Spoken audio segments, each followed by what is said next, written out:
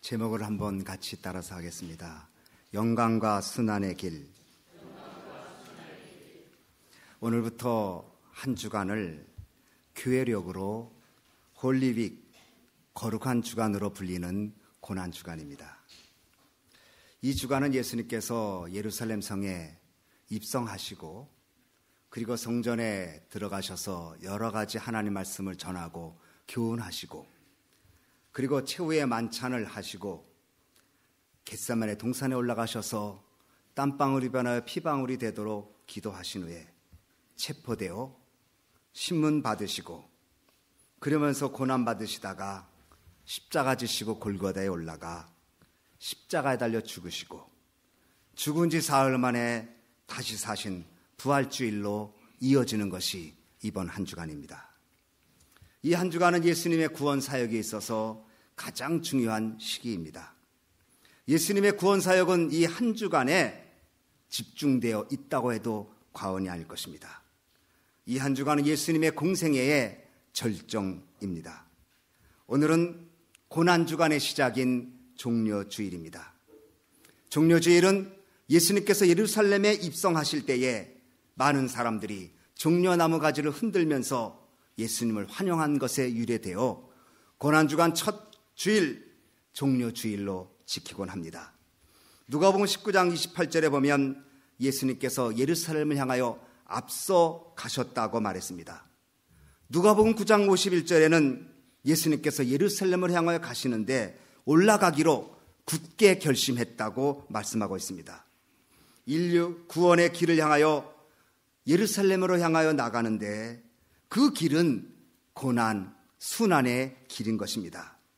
그러나 고난의 길이고 순환의 길이고 결국 십자가를 지고 죽음의 길을 아시지만 그 길을 걸으십니다. 예수님께서 고난의 길은 예루살렘으로 향하는 그 길은 하나님 약속의 말씀, 성취의 길입니다. 누가복음 18장 31절에 예수께서 12제자를 데리시고 이르시되 보라 우리가 예루살렘으로 올라가노니 선지자들로 기록된 모든 것이 인자에게 응하리라고 말씀하십니다. 예수님은 하나님의 말씀을 이루기 위하여 고난의 그 길을 묵묵히 걸으십니다. 예수님의 삶은 탄생부터 죽음까지 그리고 부활과 승천과 재림까지 하나님 약속의 말씀의 성취로 이어지는 것입니다. 예수님은 하나님 말씀 앞에 자신을 내려놓고 하나님의 약속하신 말씀대로 따라갑니다. 예수님은 하나님의 말씀대로 행하시기에 그래서 자기에게 주어진 고난의 길을 고난의 쓴 자를 마십니다. 그런데 예수님은 예루살렘으로 고난의 길로 순환의 길로 가고자 하시건만 제자들은 예수님이 예루살렘을 향한 그 길의 의미를 알지 못합니다. 누가복음 19장 11절에 보면 저희가 이 말씀을 듣고 있을 때에 비유를 대하여 말씀하시니 이는 자기가 예루살렘에 가까이 오셨고 저희는 제자들은 하나님 나라가 당장에 나타날 줄 생각함이라. 예수님은 십자가를 지시기 위해서 예루살렘으로 가시는데 제자들은 하나님 나라가 임하게 되어 정치적으로 또 아니면 예수님을 통한 한 자리 할 것을 생각해 보았습니다. 예수는 십자가와 고난과 죽음의 길을 묵묵히 걸어가시는데 제자들은 이스라엘의 정치적인 회복과 그래서 얻어지는 자신들의 이득을 생각하였다는 것입니다. 예수님과 제자들이 예루살렘을 향하는 그런 같은 방향이었지만 생각이 다른, 의미가 다른 길을 걷고 있습니다. 오늘 우리들도 인생의 길을 같이 걷고 있지만 십자가를 지고 걷는 사람이 있고 자기만 생각하고 걸어가는 사람들이 있다는 것입니다. 똑같은 세월을 보내고 똑같은 시간을 보내지만 어떤 사람은 하나님의 마음에 합한 길을 걷는 사람이 있고 어떤 사람은 자기 중심의 길을 걷는 사람이 있다는 것입니다. 예수님의 그 길, 고난의 길입니다. 누가복음 2장 34절에 보면 예수님이 태어나시고 그래서 성전에 어릴 때 할례를 받으러 가실 때에 시므온이 아기 예수님을 가슴에 품고 예언하기를 비방받는 표적이라고 말했습니다. 예수님은 실로 비방받는 표적이 되어서 고난의 길을 걷는 것입니다. 예수님이 고난의 길 예루살렘 길로 가는 길에 예루살렘으로 가는 그 길 중간에 벳바게라고 하는 동네를 지납니다. 이때 예수님이 베드로와 요한을 보내서 그곳에 있는 나귀를 풀어가지고 오라고 명령하십니다. 만약에 나귀를 풀어가지고 올 때 주인이 왜 갑자기 남의 나귀를 가지고 가느냐 물어보면 주님이 쓰시겠다고 하라, 이 말만 하라고 말씀하십니다. 베드로와 요한은 예수님 말씀 따라 벳박의 동네로 내려갔더니 아닌 게 아니라 나귀 새끼가 매어 있습니다. 그 어린 나귀를 풀어서 가지고 오는데 주인이 찾아옵니다. 왜 가지고 가느냐? 예수님이 가르쳐준 말씀대로 말합니다. 주가 쓰시겠다 하라. 주인은 허락합니다. 제자들은 나귀 새끼를 끌고 예수님께로 나옵니다. 예수님이 나귀의 주인 되심임, 다시 말하면 예수님이 주 되심을 보여줍니다. 나귀 주인이 아니라 진정한 주인은 예수님이십니다. 그렇습니다. 우리 예수님이 만물의 주인입니다. 만유의 주제입니다. 욥이 그래서 고백하기를 주신 자도 여호와시요 취하신 자도 여호와시니 여호와께서 영광을 받으라고 고백하지 않습니까? 여러분 기억하십시오. 우리가 살면서 내가 소유한 것들, 내가 가지고 있는 것들 내 것 아닙니다. 나귀의 주인이 나귀가 자기 것으로 생각했다면 아마 돌려드리지 못했을지 모릅니다. 그러나 나귀 주인은 어쩐지 이 주인은 주님이라는 걸 알았습니다. 내 것을 내 것이라고 고백할 때는 하나님 앞에 월권입니다. 여러분 공부했다고 공부가 내 것인 줄 아십니까? 내가 가졌던 지식과 가지고 있는 정보도 나를 아무렇게 도움을 못 줄 때가 있습니다. 일평생 힘들어 모은 돈이라고 해도 우리가 삶이 끝날 때 가져가지 못합니다. 내 것이 아니기 때문입니다. 내가 가지고 있는 시간도 내 것이 아닙니다. 하나님이 내 시간을 걷어가시면 그 시간은 내 것이 아니기에 돌려드릴 수밖에 없습니다. 이 세상 모든 것이 내 것은 없습니다. 위탁받았을 뿐입니다. 나귀 주인은, 이 나귀는 위탁받은 것이다. 예수님이 쓰시겠다고 하니까 기꺼이 드리는 청지기 모습을 보여줍니다. 예수님은 온 세상의 주인 되심을 보여줍니다. 예수님은 이제 나귀를 타고 예루살렘으로 들어가십니다. 우리가 잘 아는 대로 예수님 나귀 새끼를 타고 올라갑니다. 보통 정복자들은 말을 타고 칼을 차고 화려하게 입성합니다. 그러나 예수님은 어린 나귀 새끼를 타고 예루살렘으로 입성하십니다. 말이 아닌 나귀를 타신 것은 스가랴 선지자 예언을 성취하고 겸손과 섬김의 모습을 보여주시는 것입니다. 스가랴 9장 8절에 시온의 딸에게 이르기를 내 왕이 내게 임하나니 그는 겸손하여 나귀 곧 멍에 매는 짐승의 새끼를 탔다고 말했습니다. 겸손과 온유, 예수님의 성품입니다. 마태복음 11장 29절에 나는 마음이 온유하고 겸손하니 내게 와서 배우라고 말했습니다. 겸손이 무엇입니까? 온유가 무엇입니까? 겸손은 주님의 주되심을 인정하는 사람이 겸손할 수 있습니다. 온유함은 무엇입니까? 나의 성품을 죽일 줄 아는 사람이 온유한 사람입니다. 온유와 겸손을 보여주시면서 나귀를 타시고 예루살렘 성으로 들어가십니다. 예수님께서 예루살렘 성에 입성하자 사람들은 뛰쳐나와 겉옷과 종려가지를 길에 펴고 예수님을 환영합니다. 그들은 예수님 앞에 가서 환영하고 뒤에서 따르면서 큰 소리를 지르며 찬송합니다. 본문 12절, 13절을 한번 같이 읽겠습니다.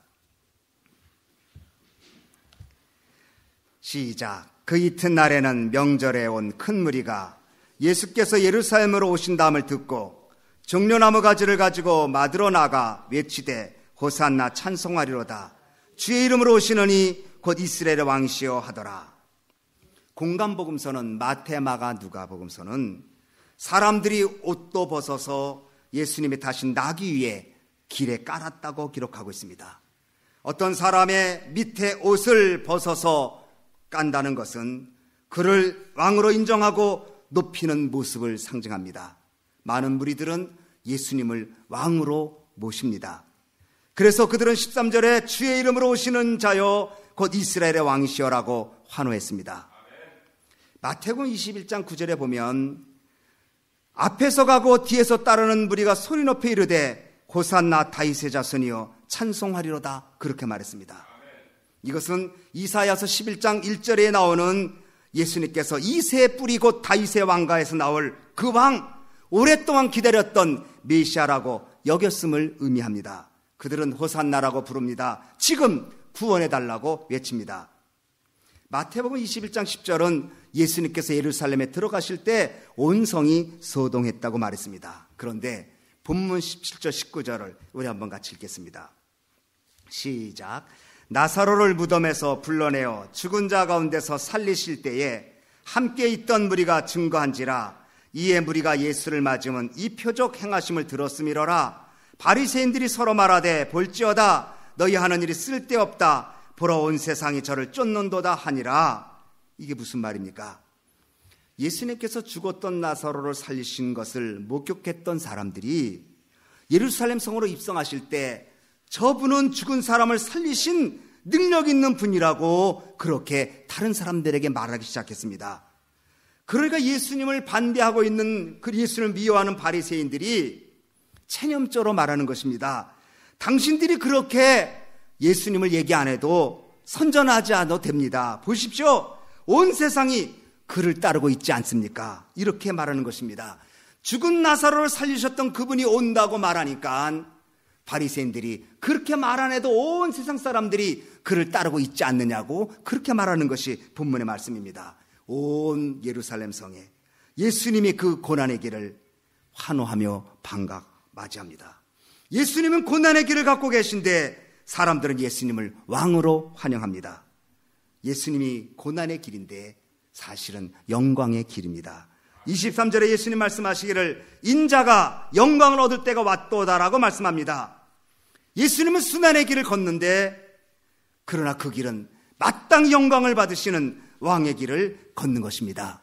그런데 24절에 주님이 이런 말씀을 하십니다. 24절 말씀 다 같이 읽습니다. 시작. 내가 진실로 진실로 너에게 이르노니 한 알의 밀이 땅에 떨어져 죽지 아니하면 한 알 그대로 있고 죽으면 많은 열매를 맺느니라. 한 알의 밀알이 땅에 떨어져 죽지 아니하면 한 알 그대로 있지만 죽으면 많은 열매를 맺느니라. 예수는 이 말씀, 이 생명의 말씀을 전하셨고 이 생명의 말씀대로 예수님은 한 알의 밀알이 되어 죽으셨고 그래서 죽으실 뿐만 아니라 부활하셔서 많은 구원의 열매를 맺게 되셨습니다.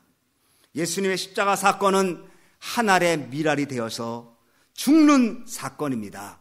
한 알의 밀알이 되어서 땅에 떨어지는 사건입니다. 그러나 동시에 예수님의 그 죽으심으로 인해서 예수님의 죽으심으로 인해서 죽음을 이기시는 부활의 역사를 이루게 되고 잠자는 자들의 첫 열매가 되어주셔서 많은 사람을 살리는 생명의 열매를 맺게 되시는 것입니다.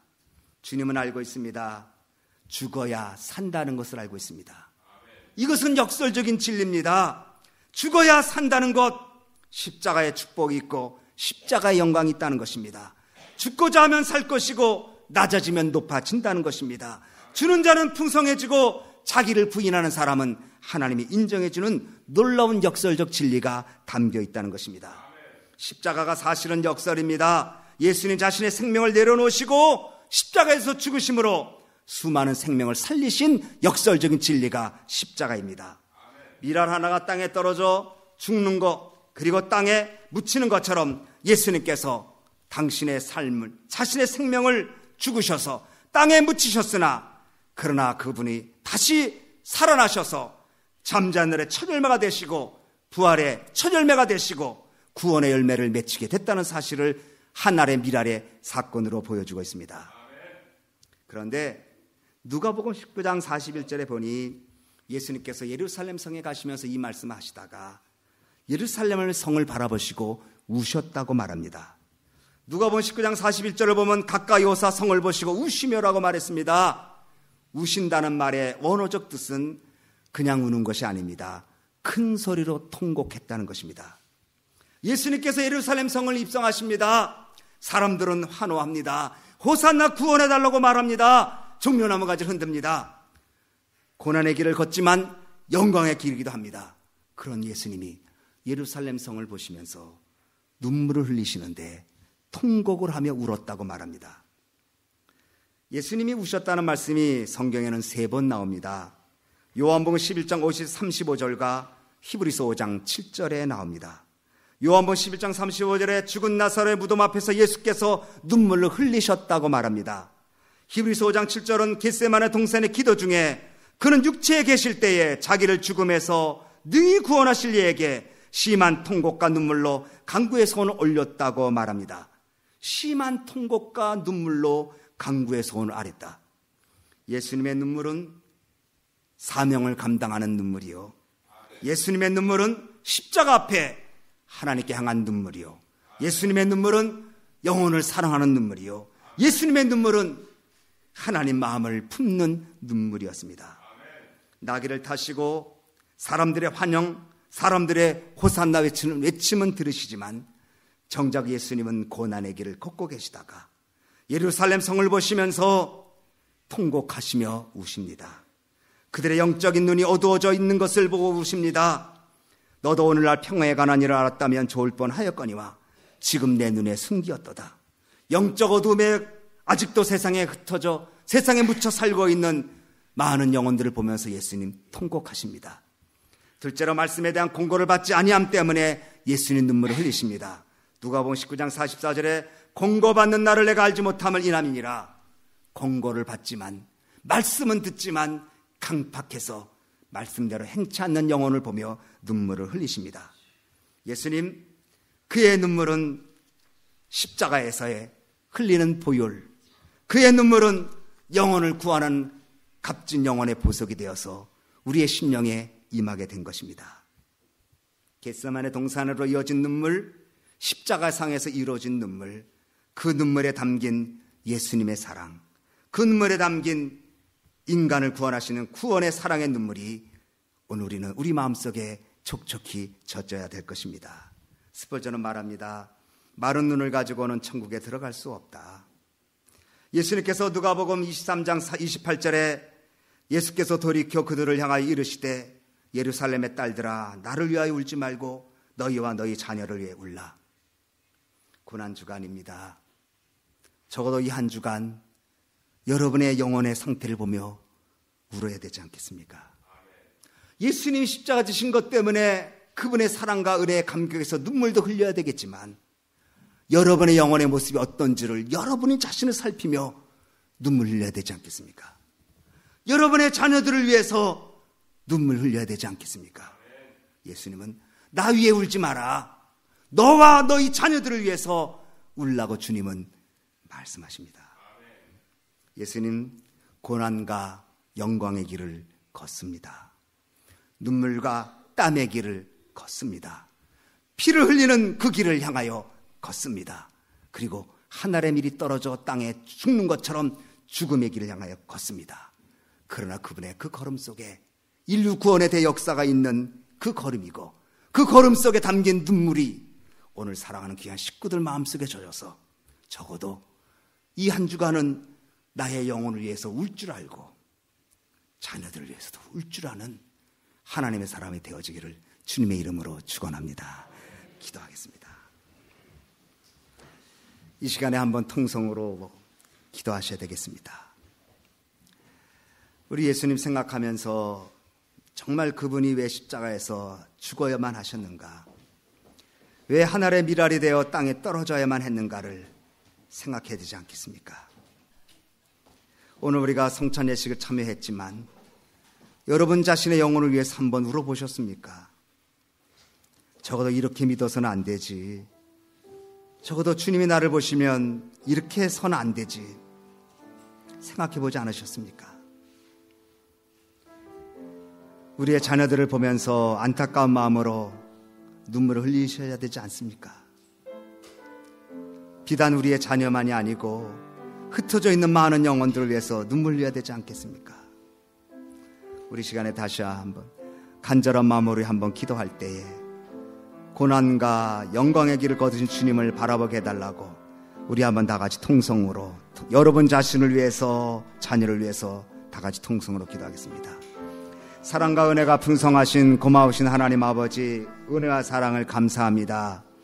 하나님께서 이 시간에 종려 주일에 주시는 주의 은혜가 우리 가운데 있게 하시고 오늘 성찬 예식을 통해서 주님의 살과 그리고 피를 우리가 느꼈습니다. 이제는 말씀을 통해서 종려나무 가지를 흔드는 호산나 소리는 외침 속에 담겨있는 주님의 고난과 예루살렘 성을 보시면서 눈물을 흘리시는 예수님, 그리고 예수님을 따라가면서 우는 사람들에게 나를 위하여 울지 말고 너 자신을 위해서 울라고 말씀하시고 너희 자녀를 위해서 울라고 하신 주의 음성이 적어도 들려지게 하셔서 이 한 주간 참으로 주여 앞에 나가는 저희들 되게 하옵소서. 십자가에 달리신 예수님을 정말 마음에 모셔드리게 하시고, 그래서 진정 주님의 사랑과 은혜가 우리 가운데 가득 차게 해 주시옵소서. 예수님의 이름으로 기도하옵나이다. 아멘. 하나님 아버지, 우리는 이번 주간 아마 좀 무거운 마음으로 지내야 할지도 모르겠습니다. 그러나 다음 주일은 부활의 기쁨과 감격이 있기에 우리는 감사합니다. 우리 예수님께서 이 한 주간 예루살렘 성에 입성하시고 성전에 들어가시며 나가시며 깊은 말씀을 전하시고 최후에 만찬하고 그들과 함께 떡과 그리고 잔을 나누시고 그들의 발을 씻겨주시고, 그리고 겟세마네 동산에 가서 기도할 때에 깨어 기도하라, 시험 들지 않게 깨어 기도하라고 주님이 3번이나 말씀했지만 육신의 피곤함을 이기지 못해 잠을 자고 있었던 제자들, 그들을 뒤로하고 배반의 찬 입술을 맞고 가룟 유다의 배반을, 그래서 잡혀서 신문 받으시고, 그리고 잡혀서 골고다 십자가 지시고 올라가시고 십자가에서 못 박히시고 고통당하시다가 7마디 말씀하시고 운명하신 그 예수님, 이 한 주간에 다 있는 사건입니다. 하나님, 나를 위해서 울지 말라, 너를 위해서 울라, 너희 자녀를 위해서 울라고 하신 주의 음성을 깊이 마음에 간직하고 이 한 주간 적어도 우리 영혼의 상태를 살피게 하시고 우리의 흩어져 있는 많은 자녀들, 우리의 2세들 위해서 기도할 줄 아는 저희들 되게 하옵소서. 특별히 주님의 마음을 품을 수 있도록 도와주옵소서. 예수님 이름으로 기도하옵나이다. 아멘.